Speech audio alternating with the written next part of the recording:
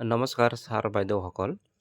আজি আপোনাক দেখাম কেনেকৈ পেপাৰ চিল মহৰৰ হিচাপ, যাক আমি পেপাৰ চিল একাউণ্ট বুলি কওঁ, এই ফৰ্মখন কেনেকৈ ফিল আপ কৰে এইটো দেখাবলৈ যত্ন কৰিম। তো ইয়াত দুটা অংশ থাকে এই ফৰ্মখনত, ক অংশ আৰু খ অংশ।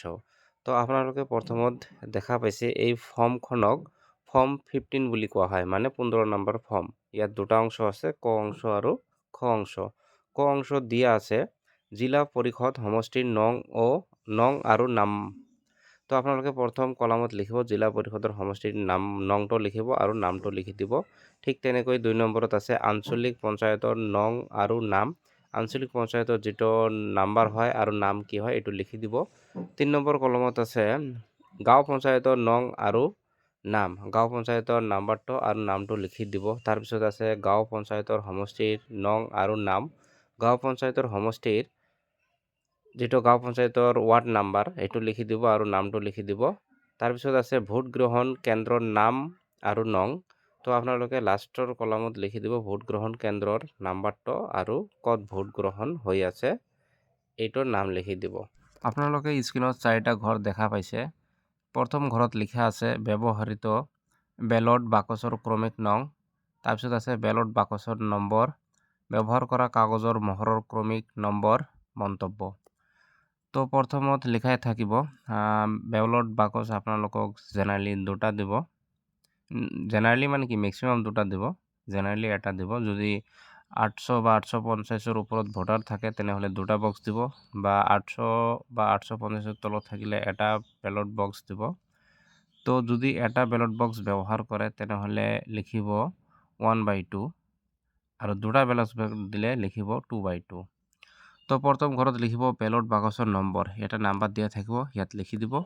তাৰ পিছৰ ঘৰত দিয়া আছে ব্যৱহাৰ কৰা কাগজৰ মোহৰৰ ক্ৰমিক নাম্বাৰ, এইটো এটা ক্ৰমিক নাম্বাৰ দিয়া থাকিব, কাগজৰ মোহৰৰ ক্ৰমিক নাম্বাৰ এইটো ইয়াত লিখি দিব। আৰু মন্তব্য এইটো ইচ্ছা লিখি দিলেও হ'ব, নিদিলেও হ'ব। আৰু যদি দুটা বেলট বাকচ ব্যৱহাৰ কৰিবলগীয়া হয় তেনেহ'লে 2 নম্বৰ ঘৰ পূৰণ কৰিব লাগিব, নহ'লে নালাগে। তো 3 নম্বৰটো নালাগেই।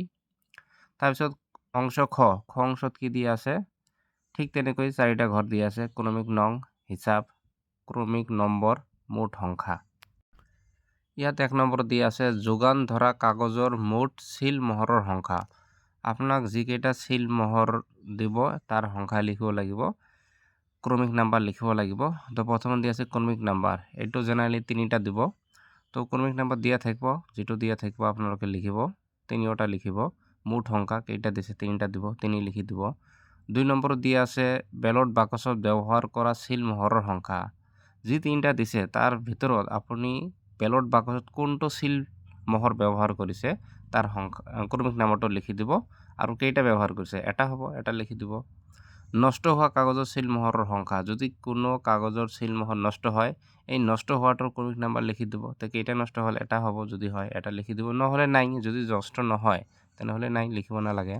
তাৰপিছত 4 নম্বৰত দিয়া আছে জিলা আয়ুক্ত বা সমজিলা আয়ুক্তক ঘূৰাই দিয়া ব্যৱহাৰ নোহোৱা কাগজৰ চিল মোহৰৰ সংখ্যা। তো এইটো আপোনালোকে ইয়াত আহি যিটো ঘূৰাই দিব এইটোৰ ক্ৰমিক নাম্বাৰ লিখি দিব লাগিব, আৰু মুঠ সংখ্যা কেইটা ঘূৰি দিলে চিল মোহৰ এইটো লিখি দিব লাগিব।